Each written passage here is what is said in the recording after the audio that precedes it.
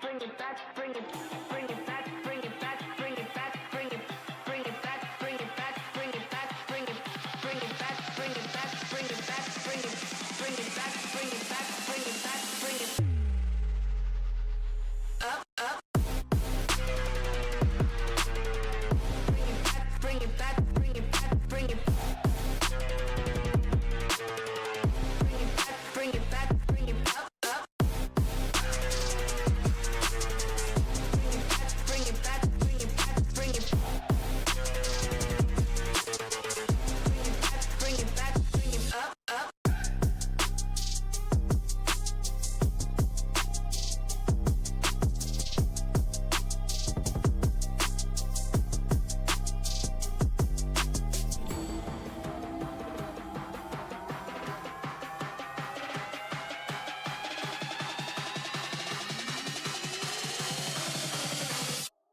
up, up.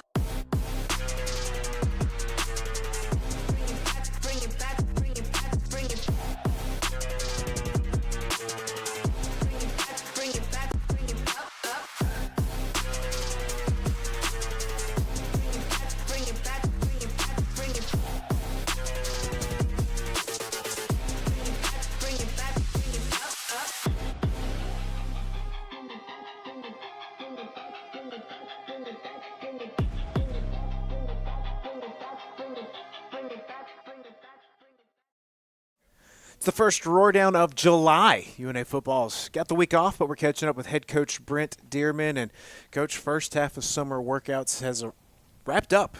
Give us the synopsis of how things have gone to this point. You know, I think we've had a really good June. We ran some of our weight room numbers stuff, and as a team, we put on about 300 pounds. Wow. Which averages out to a little over 2 pounds per player. We're doing a great job of keeping these guys fed and things in their body, but Coach Tiger Jones has done an excellent job of what he's doing in the weight room with our guys. I think we went up like 12 pounds on average on bench press. I think we went up over 20 pounds on squat, about 25 pounds on power clean. So we're showing increases in all the areas you want to increase. Now coming back, we'll kind of take our attention a little bit more to some football and some meeting stuff. A little less time in the weight room, but you got to maintain everything that you've gotten in the month of June. Yeah, and Coach, I think I did the math right on this. 27 days away from fall camp and 58 days away from that first game. So it's really coming fast. So when you get to the next week in July, the guys are back, and you get to fall camp, what are you hoping to see when everybody gets back here? And I lean on you for all the days. You know, I know we've got a camp next Friday, or this upcoming next Friday, flag football camp that morning, a high school boys camp that afternoon. So that's really where my focus and attention's on right now. Right. But, you know, I want our guys to come into the end of July when we start fall camp. You want them coming in healthy. So that's my biggest focus right now as the head coach is how can we maintain what we've done? How can we maybe get 1-2% better at speed and lifting, but also not have those nagging hamstring injuries, not have some of those nagging things that some players have to carry into camp, because if you carry an injury into camp, it usually puts you behind about 2 weeks, and you never really get better. So I want our guys to be fresh going into fall camp. Really looking forward to seeing what some of these guys do and compete during camp.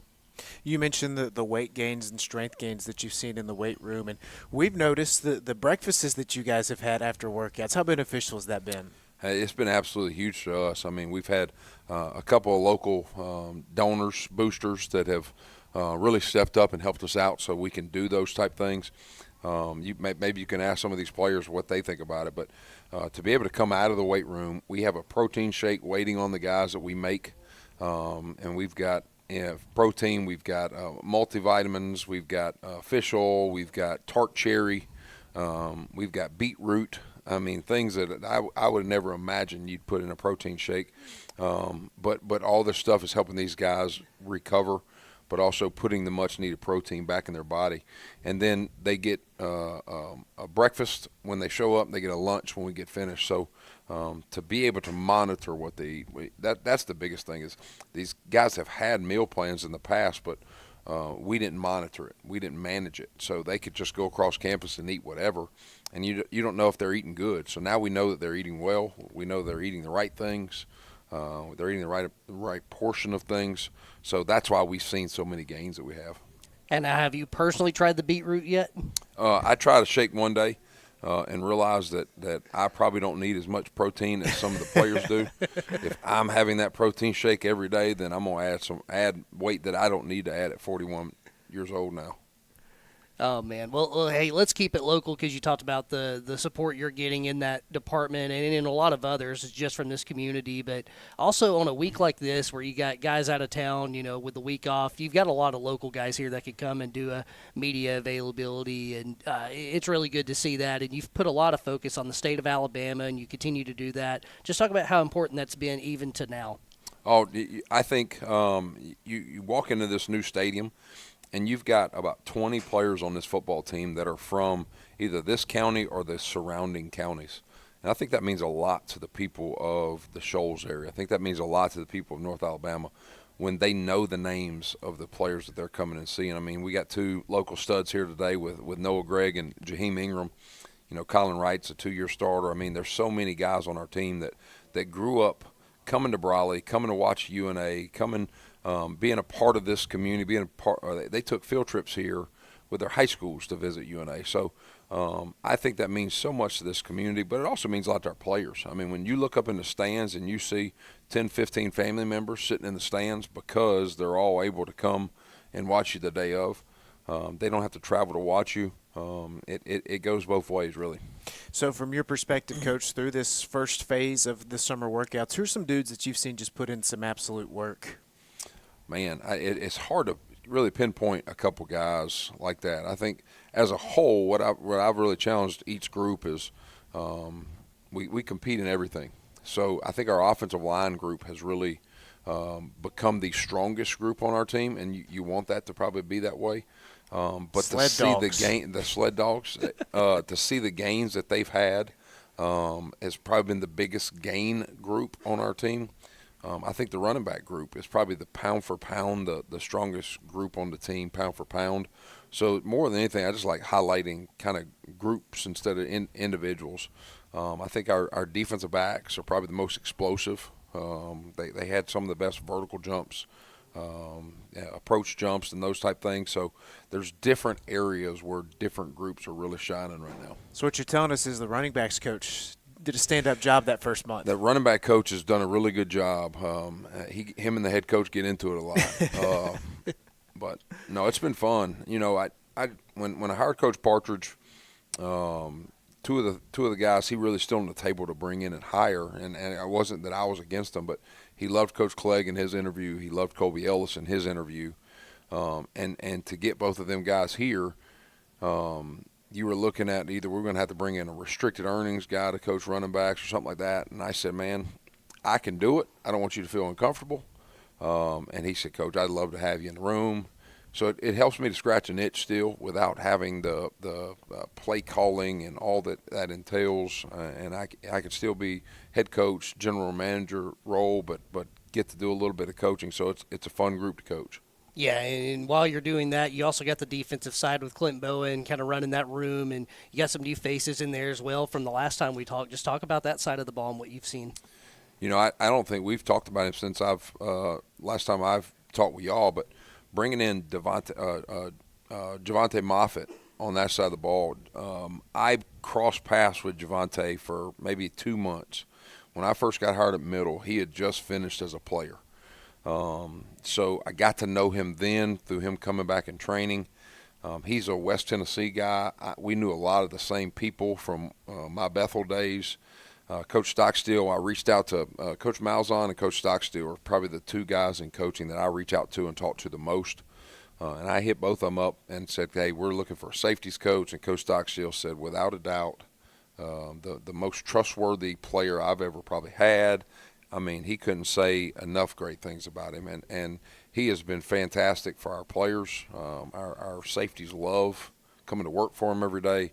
But having a guy that's played at the highest level, I mean, he spent 5 years in the NFL, that knows the nuances of coverages, how things have changed. he's been such a great asset to us. But I don't have to worry about the defense side of the ball. I mean, Clint Bowen is pretty much the head coach of the defense, and he runs it. I take times where I just sit and I watch, and it's so organized. Guys are moving around at a fast pace. They know what they're doing. Players are coaching and correcting each other. So it's fun to watch when I get a chance to on that side of the ball. We've really enjoyed getting to know all the coaches that you have brought in through these interviews. And we noticed you guys went out on a yacht on the river just a few weeks ago, but you got a lot of new coaches as well. How much time have you guys spent bonding with one another? Not much. We'll have 2 events that we've got coming up here, but during this camp circuit, we'll spend some time together. Us going down to Mobile a week ago, us going to Montgomery a week ago. Spend some time in Airbnbs while we're doing the camps. But in I think 2 weeks, we're going to go out to Todd Olette's got a hunting lodge that we're going to spend some time and get away and kind of talk staff advancement type stuff, offense and defense a little bit. Then we're going to spend a day with our families out on the water, where I like we'll rent some jet skis and a pontoon boat and just enjoy each other and break bread together. So our big 2 kind of hangout bonding events are coming up in July right before fall camp starts. Yeah, I love seeing the guys on the river on the boat and just the camaraderie it seems that this staff has built so quickly. We heard Coach Clegg talk about that last week, but I want to bring it back to the caption that you had in that post. You just talked about the beauty of Alabama and how many – or Florence, Alabama, and how many people have a Tennessee River 5 minutes down the road. And but not just that, but now adding the stadium. We've talked a lot about that and how big that's going to be for the community as well. And there's some features that you kind of talked about off air. You know, what are some things you're excited about since the last time you saw the stadium? Man, I've been on vacation for the last 5 days, so just having the berm. When I drove in today, seeing the berm's been awesome. Seeing rock getting poured down for the base level of the turf, man, it's exciting. At the same time, it's a little nerve-wracking, like I told y'all, knowing that in 2 months we're going to be playing a game out there. It's crazy, but to see all that's going on campus, I mean, looking right out the window right here, we got a brand new dorm that's going to finish this fall. They're doing some reconstruction going on Pine Street. They're revamping this whole area. So the stadium is the huge piece for us. But man, this campus, this community is getting such a didn't need it because it was already a beautiful place. But getting a big facelift right here, right around the stadium, it's beautiful to see. Growth has been great to see indeed. And Coach, shifting from football to it's been a down week for you. I know I'm sure you're chasing kids around ballparks. Well, I was about to say, what do you mean down week? I think I actually work more on off weeks when I'm chasing kids. I know it's off-season ball season for the kiddos, but 4th of July coming up. Any traditions, anything you like to do? So we've got I just got back from my parents' house down in Mobile, and it's a little humid down there. So it was nice getting out of the car yesterday in Florence. I know it's hot here, but the humidity's not as bad. But my wife's family's coming into town here, and we'll put on a little fireworks show out there in Central where we live, my version of a fireworks show, and try not to burn myself or anybody else or burn the house down as best I can. But that's something that we've always tried to do since I've been here in TNT. We go and support them, and we have about 15, 20 people out to the house and light up the sky, I guess. And we can kind of see, I guess they do one on the river. Yeah. And from my house, we can see over the trees the one from the river, so it's pretty cool. Wow, that's a good location to be in. Like areas that you live in, you can look, and those fireworks are great out there as well. So exciting 4th of July weekend. Coach, last thing for me, you brought 2 guys here today that kind of face of the program for a lot of people, Noah Gregg, Jaheim Ingram. Talk about those guys a little bit. You know, their journeys are a little bit different. Jaheim Ingram was probably the first phone call I made when I got the job here. He was the high school local stud coming out that year. And recruited our tail off to get him here, and has been a stud since walking on campus. You know, y'all can ask him about it, but with this new ruling happening, he could get a 5th year because he never redshirted. So that's a guy that it's going to help out. That new rule is going to help out more than anybody. But has loved UNA, has been the face of this place. And actually, I think right after he signed, me and my family went to Los Trajas at the mall. Yeah. And there was a big gathering in the back, and we kind of saw there was like a king hat on somebody. Well, ends up being Jaheim won like King of Muscle Shoals or something, and they celebrated it that night. So that was how I got to introduce him to my family. And then Noah, Noah is the picture of what hard work and consistency look like. Came here, took a walk-on spot, came here and worked his tail off, went from walk-on to kind of a partial scholarship, continued working his tail off, and had a great year last year, and now is a full scholarship player. So he's really the face of what hard work and the toughness we want UNA football to look like, what he represents. So what'd you say, Mike, 27 days? 27 until fall camp. 27. All right, Coach, these next 27 days, what's the message to the team? You know, for tomorrow, I want to get better. You know, what we challenged our guys this week home, we gave them, let's try to get 3 workouts in while we're back at home. I want these guys to come back safe on Sunday. Let's have a great Monday. Let's continue to see these gains in the weight room. Let's now focus more on the football side of things. Let's get our football knowledge up a little bit more. We're going to throw some a little bit of red zone. We're going to do a little bit of overtime. We're going to talk about 3rd down and 4th down. So we're going to try to up our football knowledge. But then I want to be fully healthy and ready to go, have everybody ready that first day when we get to fall camp. Final push of summer workouts coming up, Coach. Hope you have a safe and happy 4th of July, and thanks for chatting with us. Thank you, fellas. Good to see you. We got Jaheim Ingram and Noah Gregg in the house up next.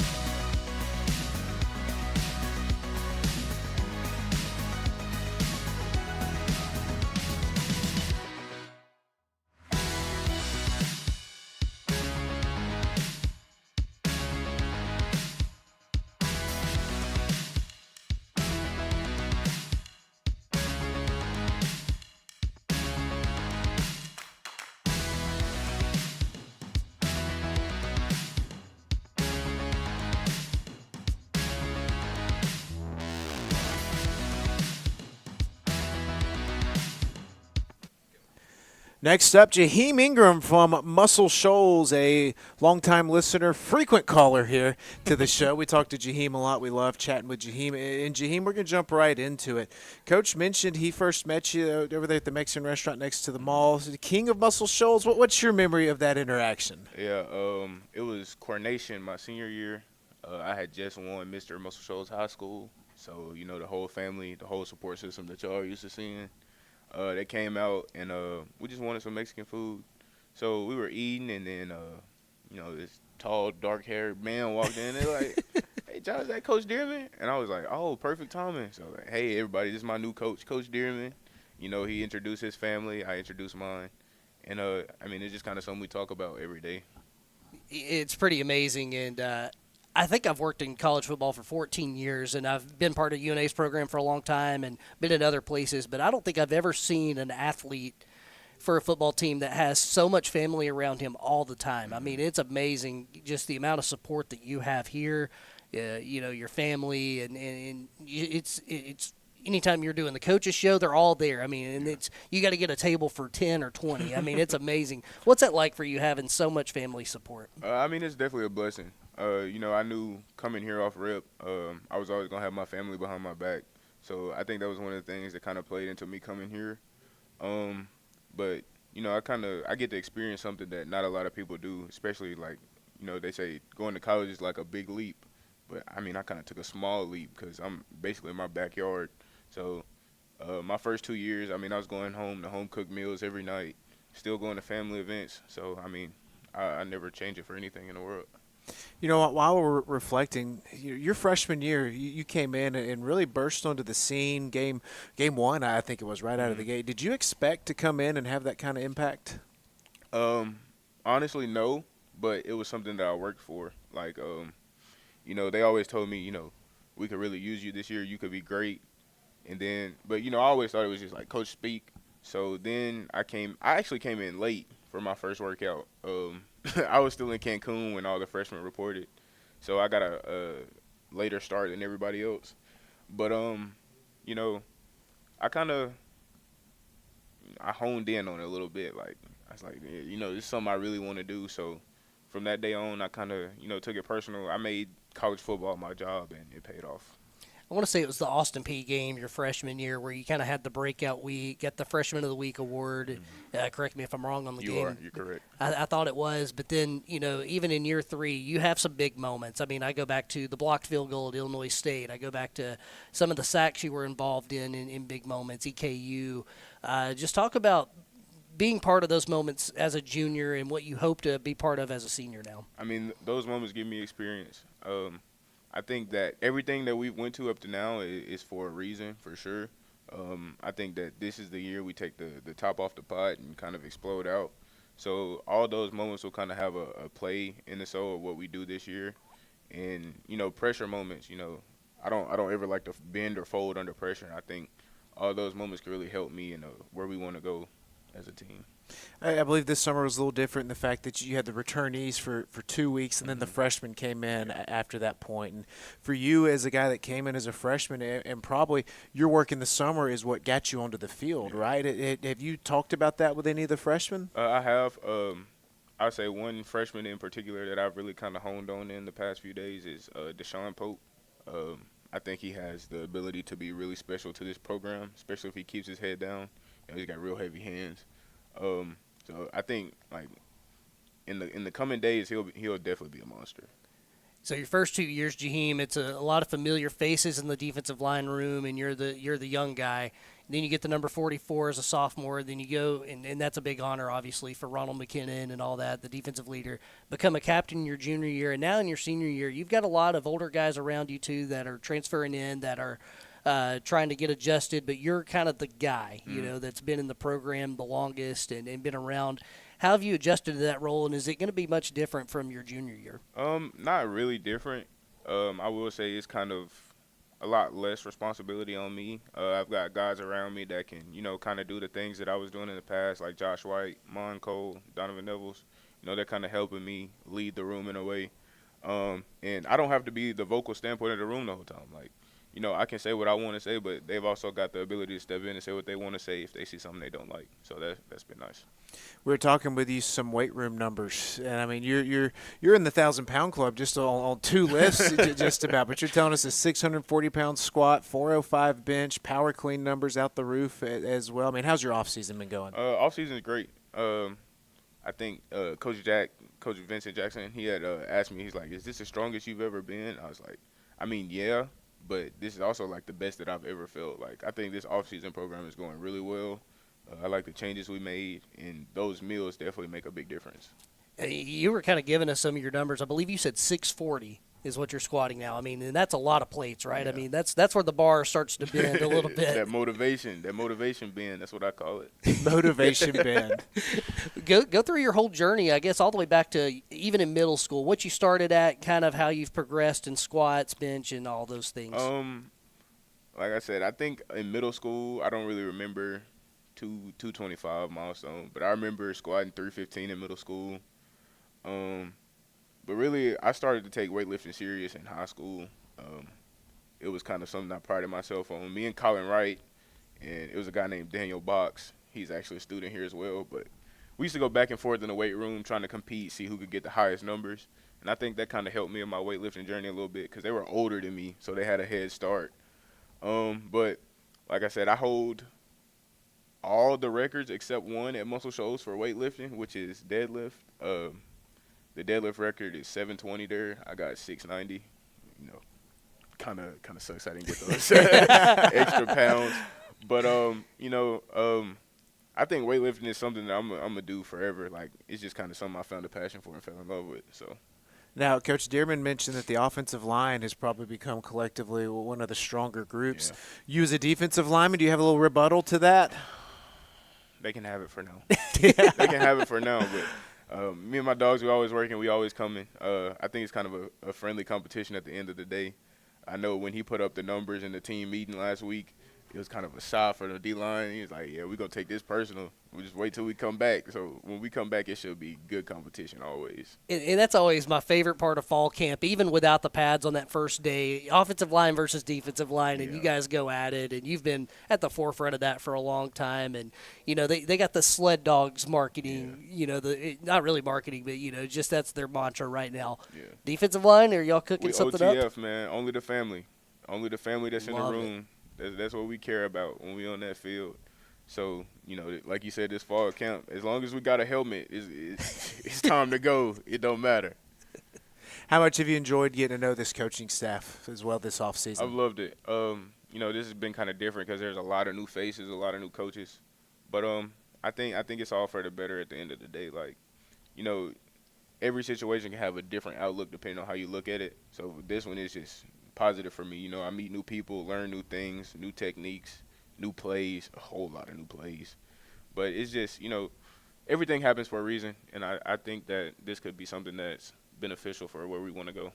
Last thing for me, Jaheim, you grew up going to Brawley Stadium. You even played in Brawley Stadium, you know, back in high school and in college. But now to see what's happening right over there, Bank Independence Stadium, so much happening every day. But how excited are you to be the senior class that opens that stadium? It's a blessing. I've had an uncle. He's working on the stadium. He sends me videos Wow. every day. He sent me a video of the turf that they laid down in the berm the other day. Man, like it's really exciting to be a part of this. And Dearman had mentioned, like, I was one of the first phone calls he made. This is the time now where, like, everything that he said on that phone call is starting to come into place. So, can't do anything but grow from this. Goosebumps. Incredible stuff right there. Couple things in closing. First of all, 4th of July coming up. Any family traditions, anything you're looking forward to? I think this 4th of July we're going to, you know, split the day like we did last year, and we'll go to my grandma's house, you know, eat about a plate or two. Then my girlfriend's family, they always have a fireworks show, and it's also her Nana's birthday, so I'm sure we'll spend some time over there. And then I'm sure we'll go back to my family's house and eat again, you know, spend some more time with there. But I'm a big family person. I love being around my family. I love spending time with, you know, everybody. It's Prime Day, all those extra plates. It's a growth day, right? Yeah, growth day. Gotta see, I'm a little different from everybody else. I gotta maintain, and my metabolism is very fast. So, I mean, it's a blessing that I can eat as much as I can. You're in your That works prime out. eating years. Enjoy that, my I friend. love it. All right, and Jaheim, let's leave it with this. I know we've asked you this before, you know, first inside of Bank Independence Stadium, but I don't think I've asked you this. Would you rather have the first sack or the first touchdown with another scoop and score? I think I want the first sack. First sack? First sack. I think being a D lineman, getting that first sack in there, it'll forever be history. You know, quarterbacks score touchdowns every day. A sack is probably one of the hardest stats to come by as a defensive tackle. So I think that first sack will be special. Well, you got your touchdown, 2 years ago. Mm-hmm. Last year we thought you were going to have another one. You were so close to breaking it. So this year we need one, right? I'm going to try. I'm going to still deliver on my back foot, too. I've been working on my technique. Hey, we got the scoop and score touchdown. We got the blocked field goal. We've had a ton of sacks. Maybe an interception could be in there. Interception, y'all need to tell Coach, you know, give me a little offensive package going. That too. That's let the man run. Man, please. you can join the sled dogs, right? I can. You know, a little tight end, fake delay, wide pop, block in, go out and catch one. Y'all got good hands, too, you know. I think you've earned it. Let's draw it up. Jaheim, man, enjoy this last Appreciate month. you. We can't wait to watch you this coming year. Yes, sir. Jaheim Ingram coming up next. We'll chat with Noah Gregg.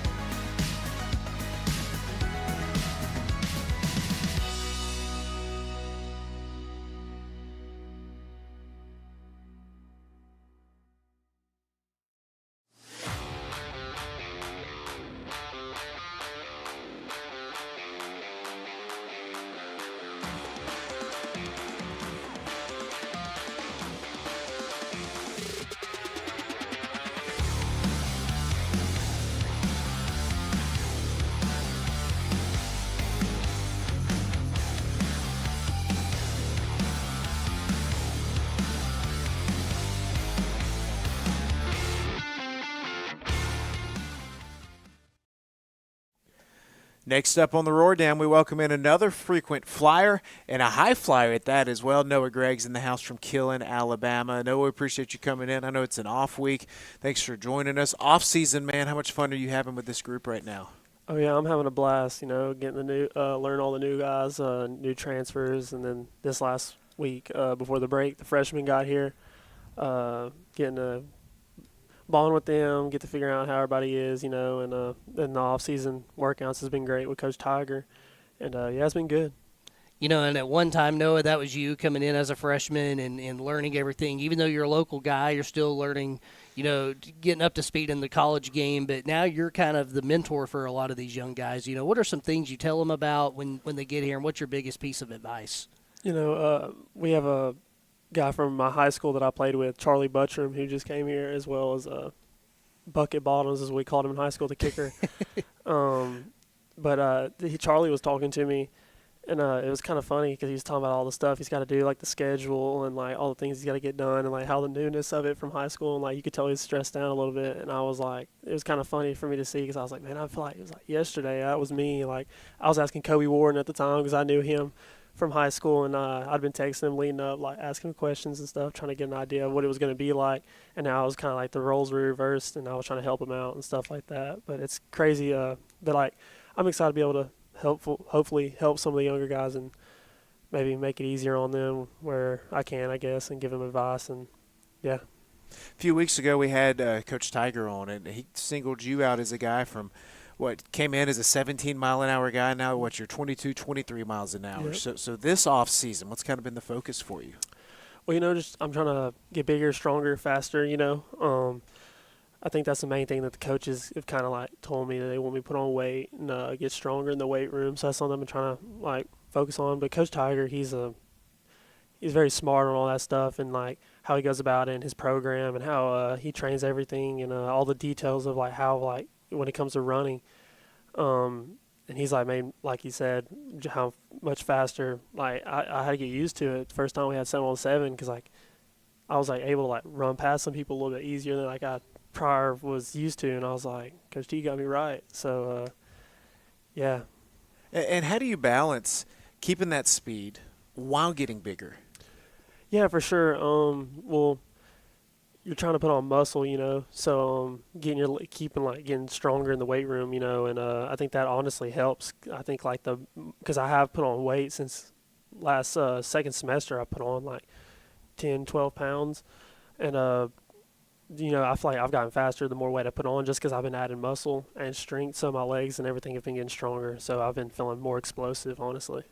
Yeah, amazing to see. And as you get stronger, as you get better, let's go back to your freshman year. You redshirted, played a little bit here and there. Took a huge leap your last year as a redshirt freshman. You played in every game. Had a stretch there, 5 games where you scored 4 touchdowns in 5 games. Ended up being the 4th leading receiver. And now going into your junior year, you are one of the leaders in that room. Mm-hmm. I mean, just talk about what comes with that role now. Has it kind of set in yet before fall camp that kind of going in, you're going to be one of the guys? Yeah, for sure. It's kind of cool. I was thinking about it. It really didn't sink in, like you said, until when the freshmen got here and stuff, and like they were asking me questions and stuff like that. And they kind of knew me from coming to visits, like game day visits, and they were like asking me questions about the game, like was this cool? Like how did that feel when that happened for you? Different things like that. And I think it's kind of like surreal because I came here as a walk-on, and like I'd always came to UNA games with my grandpa. And my dad asked like if like my like make a list because he was gonna help me try to get recruited and take me to camps and all that. And he's like, if you had a list of like where you want to go, like where would that be? Like that's realistically we could probably help you like get there, get an opportunity to play there. And UNA was number 1. And it's around home. Everybody gets to come see me play. And my family, like Jaheim, I know it's probably not as noticeable, but I have probably like 12 people come every single game, like cousins, aunts, grandparents. And so like I was kind of my dream to be able to play like I am now and being one of the guys in the room. And it's cool, and I'm hoping I'm able to like make it easier on them, like tell them things that I learned the hard way or some stuff I've picked up along the way that maybe they can take and learn now instead of having to learn it later on like I did and make it easier on them. And yeah. As one of the key returnee guys, who are some newcomers that you've seen in your room in the receiver room that you've been like, wow, this guy's going to help us out a lot? Snap Reed for sure. Me and him has been pretty close. I actually took him fishing the other day.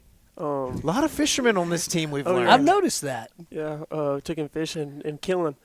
So back in my hometown, and he's a baller, man. He's actually helped me a lot because he's played with Coach Partridge's offense before his freshman year, so he'd kind of already had like an idea of the offense and knew it a little bit. So when Coach Partridge, I was talking to him like first week of like second semester last year, we were getting close to installing the plays. We were kind of just starting winter workouts or whatever. He told me about Snap, which I'd already met him before that first team meeting. He said, like, that needs to be your best friend. Like, y'all need to work together, like getting the playbook together. And so I actually went over to his apartment, and he helped me, like, kind of get, like, the first install down and, like, get a little bit ahead before we went over it as a team. And, I mean, during the spring, he was consistently making plays. I mean, I remember this one touchdown he had where, like, he got, like, his helmet ripped off, and he still fought to get in the end zone. And that's the type of things we need this year. Xavier Johnson is another one. He's a real quick, fast guy. He's going to make a lot of big plays for us. And then another guy that I don't think is talked about a lot is Ethan Aberger from Michigan. Real close with him. He's actually helped me. He's been leading a Bible study on the team every Monday, and we've actually grown it to where we got like 20 players consistently coming, and that's just as important as the other stuff on the field because we're growing as a team together off the field and diving in, learning about the Lord. And as much as how much of an impact he's making on the field, he's a real quick, twitchy guy. So definitely got some new guys in the room. And, another one, Jane Perez. Don't want to leave him out. He's a real good player from Oklahoma State. And we got a lot of guys I think that's really going to make an impact this year. I think we got a lot of depth, too. So, yeah, I'm looking forward to it. I love that the four guys you mentioned there that are newcomers, they're all different in their own way. I mean, you got Jaden Perez, he's from the highest level, Oklahoma State. Xavier Johnson, I believe, Memphis. And then you go down the line in Snap, obviously really successful at Tennessee State at this level, FCS. And then Ethan Aberger, a guy that was he was their best player probably at the D3 level. And getting all those guys in a room to see what they could do at this level is going to be amazing to watch. So I'm glad you alluded to all of them. Noah, I want to ask you, since you've been in this area, you kind of grew up going to Brawley, and you've played in this stadium. You got the new one now, Bank Independence Stadium. You get to see it every day coming to campus. Just how amazing is the stadium? What have you noticed about it, and how excited are you to be kind of one of the first team that plays in it? Oh, dude, it's going to be awesome. I was talking about it to my grandpa, like I mentioned earlier. He, like, had season tickets, like, when they were in D2, and I remember being, like, real little, and he took me to the bookstore to get me a UNA hat and shirt. And so I've been going to games in Brawley since I was like little. That was probably when I was like in kindergarten. And he brought me down to the end of the fence to get some pictures with some of the players at the time. And and I was talking to him like I feel like I'm a part of history at UNA, like a part of the last team to play in Brawley, and then the first team to play in the new stadium. And like years down the road from now, wherever that stadium has history like Brawley had, I can like be able to say like, yeah, I was part of the first team who got to play in it. And so that's pretty cool to be able to say. I've noticed some of the things I've noticed about like at the end of the tunnel, like I was looking, the first thing I noticed was like that Jumbotron is big. I was like, that's pretty cool. It's gonna be cool. Look up there after a touchdown or like a big play, and they're showing the replay on it. I was like, that's gonna be sick. That's probably the first thing I noticed. And then I kind of like how it goes like all the way around. Like you're gonna have people sitting all the way around. It's gonna be like they're right there, and it's gonna be like loud, a cool atmosphere. So I'm pumped. I'm looking forward to it. Can't wait. Man. Got me fired up. I know. Every time we talk about it, I just think, man, we're getting closer and closer. I want to go back to the fishing talk, man. What are you guys fishing for? Who else has been out there with you? Any impressive anglers on this team? Well, I'm specifically bass fishing, and I kind of tend to go to ponds. Well, I like to go on the river, too, with my grandpa. He's got a bass boat, and he used to do bass tournaments, actually, and he's got trophies from fishing and stuff. And but I haven't actually got to go with too many teammates. Snap was probably the first one I took. I mean, I priorly went with other teammates like Micah. He's a good fisherman. Logan White, he's a good fisherman. Leo, I know he can fish pretty good. And I don't know if y'all remember DC. Yeah. The quarterback, he could fish, which I feel like everybody knew that. He had a turkey on campus. That's what I was thinking about when you brought him up. So he's different. But, yeah, Snap did pretty good. That was his first time.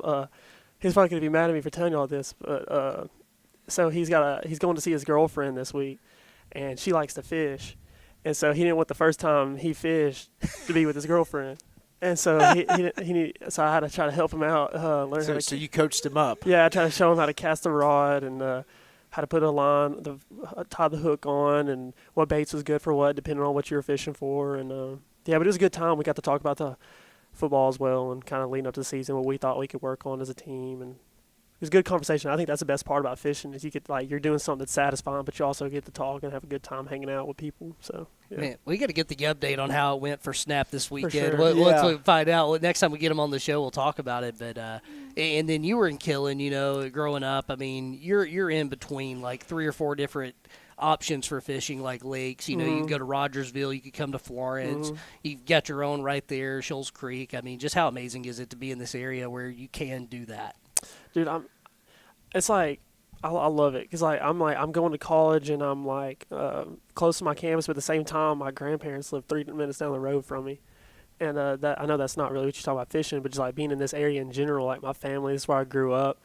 I mean, like Coach Dearman said earlier in the interview, I literally came on a field trip from my high school here and got to go on the campus, and we played summer basketball games my senior year, junior year, all through high school in the rec and in Flowers, and just being around here, it's cool because I feel like you get like more people get to know you because they kind of knew you through high school and then here, and it's like I kind of think it just means more. So it's been a blessing being able to play here and represent this area.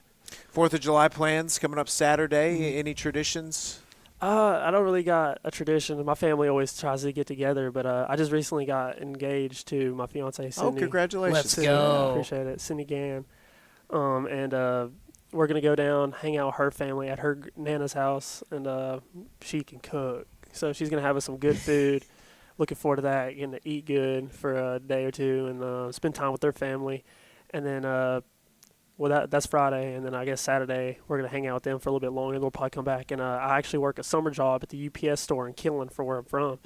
And they ship stuff and do all kinds of stuff, and they got fireworks shipped in, and they get the boss. He bought everybody who worked like an expensive box of fireworks, and it's for free, and it's got 130 rounds in it, and so each person got. So I got one. So I haven't decided when I'm going to light it or how I'm going to do that. If I'm going to take it to my fiance's house or wait for my family, I don't know. I haven't decided yet, but looking forward to that. I think it's So lots of your own fireworks show. Yeah, my own fireworks show. So hopefully I won't burn anything down.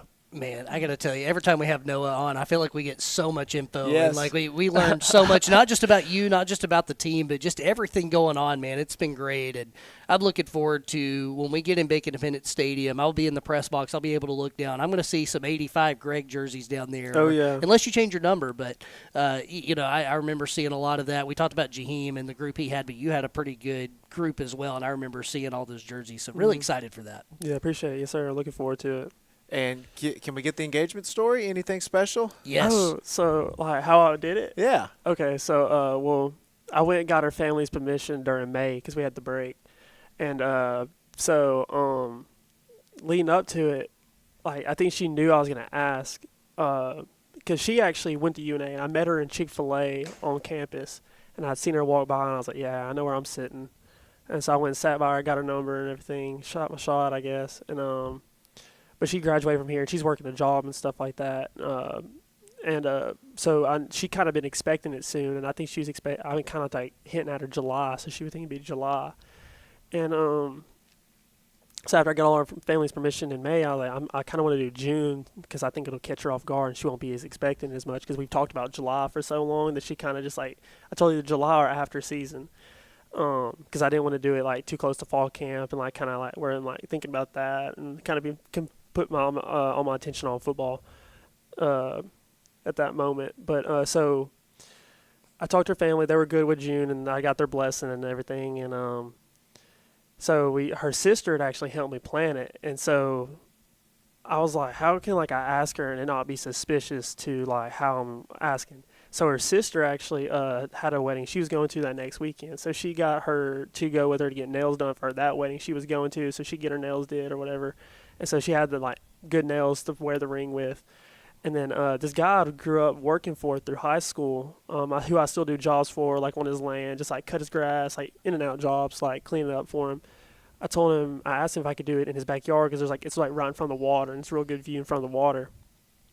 And he said, yeah, of course. So my excuse was going to be like, hey, he has got a job for me he wants me to do this week. We're going to go look at it on Sunday after church. That way she was in nice clothes and she did like the pictures and everything. So he actually sold it really well. He texted me that morning. He's like, hey, you still good to come look at this job this afternoon, which like really like set it up. And then we got there and he walks out to get me. And he's like, hey, I need you to do this, and starts explaining like a job that like really wasn't actually going to happen. Like, he sold it perfectly. So we go walking around the house. We're like in front of the water. And so I call her. I'm like, hey, come around here. Look at this job I got to do this next coming up week. It's a lot of work. Like, I want you to see it, whatever. And so she comes around the corner, and I have a photographer set up. And then she's seen I had like her mom and a sister had set up for me. So, yeah, I caught her off guard pretty good, I think, hopefully. And it was a good moment, you know. Were you nervous? Dude, was I? You wouldn't believe. Yeah, I feel like I barely even remember what I said. Like, I'd practiced the whole time, like what I was going to say when I got down on a knee, and I don't even think I said any of it. I don't even remember what I said. I kind of just like, I know I got "Will you marry me" out, but I think that's about all I remember of it. It's really all that matters. Yeah, she tackled me before I could even like get the words out. I was like, well, let me ask. She's excited, but you know, she's a good one. Very blessed to have her. Man, that's outstanding. I think everybody's nervous, so Oh, yeah. Yes. it's all uphill from here. It's going to be a great ride for you. Oh yeah. Well, man, enjoy your weekend. Be safe with the Yes, sir. fireworks, and we appreciate you joining Thanks us. for having me. Appreciate it. And that's going to do it for this week's edition of the Roar Down. Thanks to Coach Dearman, Jaheim, and Noah here for stopping by. For Braden behind the scenes, Mike Ezekiel, I'm Benjamin Ray. We'll talk to you next week with more UNA football in the Roar Down. Roar Lions.